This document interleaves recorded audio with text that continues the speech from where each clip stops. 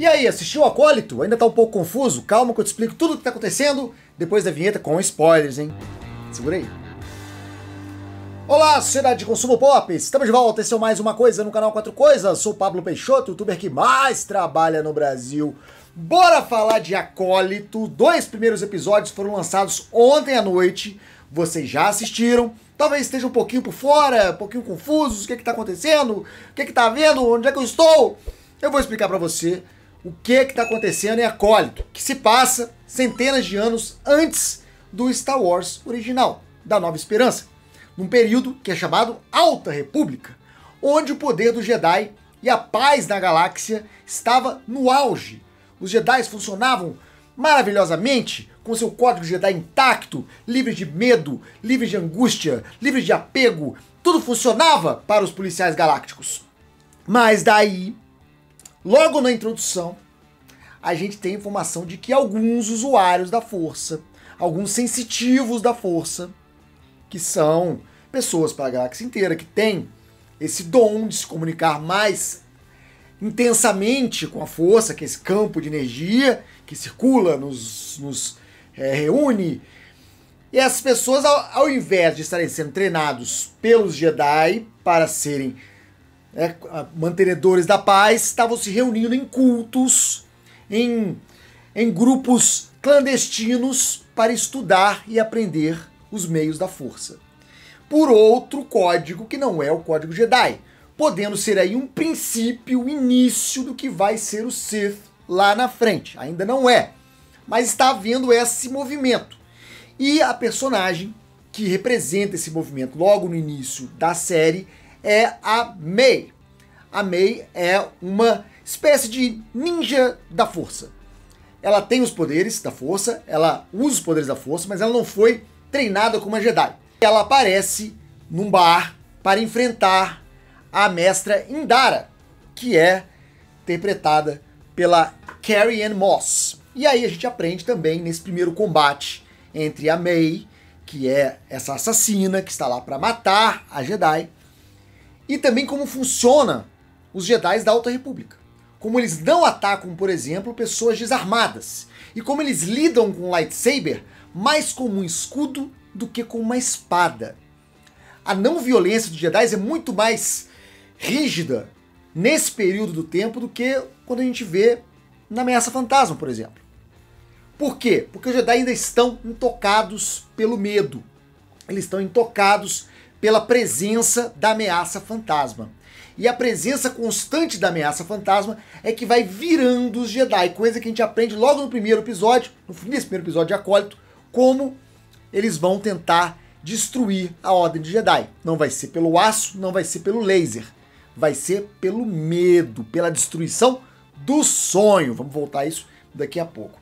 Então a mestra Indara, ela enfrenta a May e ela vai tendo o medo dela crescendo conforme a batalha vai se avolumando. Ela percebe que a May é muito mais perigosa do que ela imaginava, ela percebe que a May tem poderes sensitivos da força e ela é uma adversária muito mais perigosa do que parece. Isso vai crescendo na mestra Indara um medo e uma desconfiança de que ela conhece aquela moça. E ela, ao tirar a máscara, a reconhece como Osha, a irmã gêmea da May, que estava sendo treinada num templo Jedi.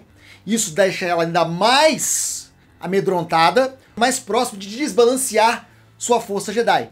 E ao tentar salvar o barman de ser assassinado, ela mesma acaba recebendo um golpe de uma das facas da May e morre. Muita gente ficou bolado da Indara, Carrie-Anne Moss, morrer no primeiro episódio. Não sei se ela volta como flashback ou ela tá ali só mesmo por uma participação especial.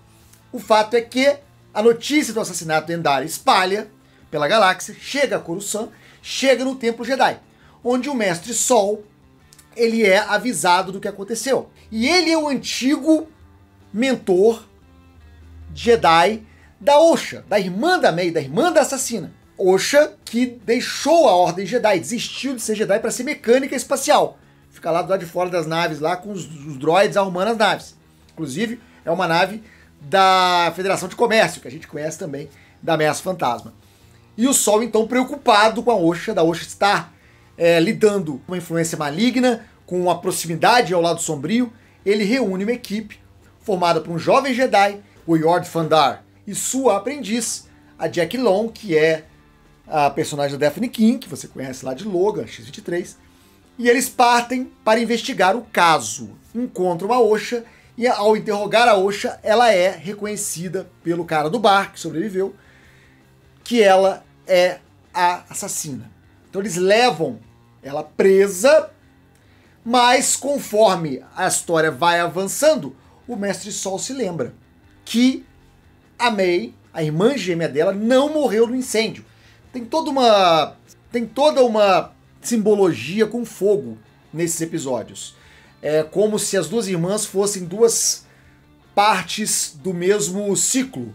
Por isso que a introdução, o acólito, são dois arcos, e esses arcos, um é azul, o outro é vermelho, um simbolizando a vida, o outro simbolizando a morte e a própria dualidade, o yin e yang, o negativo e o positivo.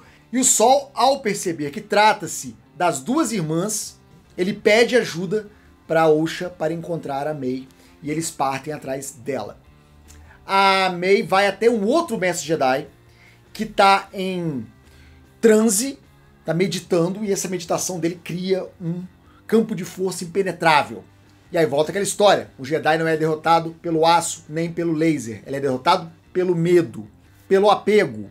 E tá lá o mestre Maurílio do Choque de Cultura meditando sem poder ser atingido fisicamente. Então a May percebe que ela precisa atingi-lo psicologicamente, usando o medo e usando a necessidade de redenção daquele Jedi. Porque aí a gente começa a descobrir que alguns Jedi estão envolvidos nessa treta entre as irmãs.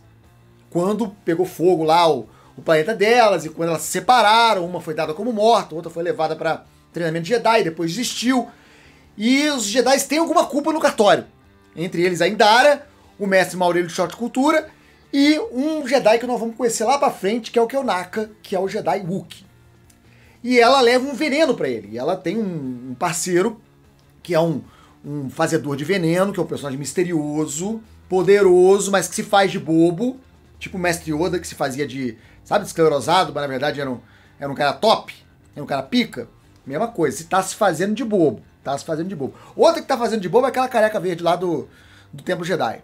Tô achando que ali tem treta. Então, ela pega um veneno e leva o veneno até o mestre Maurílio de Choque de Cultura e fala assim: mestre Maurílio de Choque de Cultura, sua chance de redenção é tomar esse Goroi. E ele toma, morre, se mata, se suicida. A princípio a Osha até é culpada pela morte dele, mas depois o jovem Jedi, o Yord, ele inocenta ela, fala que ele assistiu, que ele tá... E na verdade o Yord percebe que ele não é... Ele é um Jedi já meio desequilibrado. Porque toda hora ele bota a mão no lightsaber. Toda hora ele fala assim, opa, ele tem medo. Né? Ele tem medo, ele tem apreensão. Isso é ruim pra ele, isso aí pode levar ele ao lado sombrio futuramente. Então, a partir da morte do Jedi Maurílio de Choque de Cultura, eles resolvem fazer uma cilada para a May, para capturar a May. E eles usam a irmã dela como um disfarce para enganar o mestre lá dos venenos. E aí ela engana ele a princípio, ou será que não? O Mestre Sol confronta a May. Eles chegam a lutar, mais ou menos como a Indara fez, mas como o Sol é um pouco mais experiente, ele não cai nos truques da May também, porque ele é ajudado pelo Yord, que pega a faca no meio do caminho. E ela some, ela faz uma parada ninja Jedi lá, que ela explode uma poeira e foge. Mas a irmã dela, a Osha, tem a Osha e a May. A Osha encontra a May fugindo num speeder, atira nela com uma arma de atordoamento, mas ela erra o tiro. E então a May escapa mais uma vez e ela fica sabendo também onde encontrar o Mestre Kelnaka, que é o próximo da lista de vítimas. E a gente vê o Mestre Kelnaka no planeta, lutando contra alguns bandidos, e a gente percebe que o cara também é pica, é um Wookiee Jedi. E o Sol é chamado de volta a Coruscant, ao Templo Jedi, para reportar o que aconteceu, para planejar o próximo movimento, mas o Sol acha que está perto demais de resolver e de pegar a May, e que ia perder tempo voltando para Coruscant. Então ele resolve continuar a missão, apesar de tudo. perceba que o que aquela figura enigmática, de preto com lightsaber vermelho, faz sentido. Tudo que eles estão fazendo é confundir a Ordem Jedi. É colocar medo na Ordem Jedi. É lidar com o apego, com a perda. Todos esses elementos que levam ao lado sombrio. Não se vence o Jedi com laser e com aço. Se vence o Jedi quebrando seu sonho, destruindo seu sonho. Eles acham que estão vivendo num sonho. Só vamos derrotar o Jedi quebrando esse sonho. E perceba como o medo começa a se infiltrar entre os personagens. Isso vai começar a deteriorar a Ordem Jedi de dentro para fora. Talvez demore um tempo, que a gente sabe que vai demorar.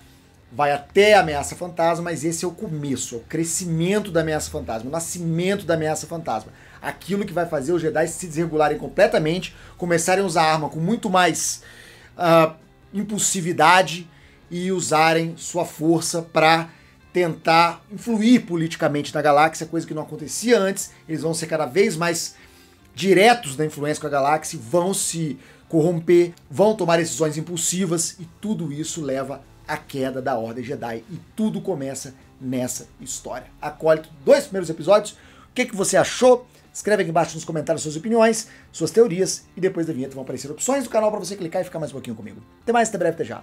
Tchau.